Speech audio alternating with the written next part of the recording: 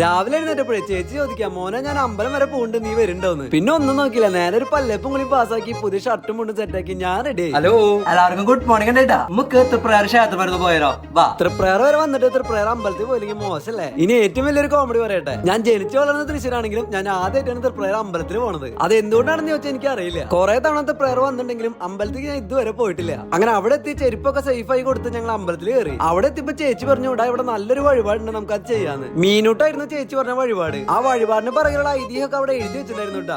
അങ്ങനെ അവിടുന്ന് മീനൂട്ടുള്ള രസീത് ഞങ്ങളും വാങ്ങി. അങ്ങനെ അമ്പലത്തിനുള്ളിലെ ദർശനം കാര്യങ്ങളും കഴിഞ്ഞ് ഒരു കുറിയൊക്കെ തൊട്ടപ്പോ ഞാൻ ആളാകെ മാറി. ഒരു നാടൻ പയ്യനായി പോയോന്ന് എനിക്ക് തന്നെ തോന്നിപ്പോയി. അവിടുന്ന് ഞങ്ങൾ നേരെ വിട്ടത് തൊട്ടപ്പുറത്തെ ചായക്കടയിലേക്കായിരുന്നു. ഏതെങ്കിലും അമ്പല ദർശനത്തിന് പോയ ഒരു മസാല ദോശ അത് മസ്റ്റാ. അങ്ങനെ അതും കഴിച്ച് ഞാൻ അവിടേക്ക് ഒന്ന് ചുമ്മാ നടന്നു. അവിടെ പല കടകളിലും ശബരിമല സീസൺ വരെയുള്ള എല്ലാ ഒരുക്കങ്ങളും തുടങ്ങി കഴിഞ്ഞിട്ടുണ്ടായിരുന്നു. അങ്ങനെ എല്ലാ പരിപാടികളും കഴിഞ്ഞ് മസാല ദോശയും കഴിച്ച് നമ്മുടെ അറച്ചെടുത്ത് നമ്മൾ നേരെ വിട്ട് വീട്ടിലേക്ക്. കുറിയൊക്കെ തൊട്ടപ്പോ ഞാൻ ആളാകെ മാറിപ്പോയില്ലേ. അപ്പൊ ശരിട്ടാ.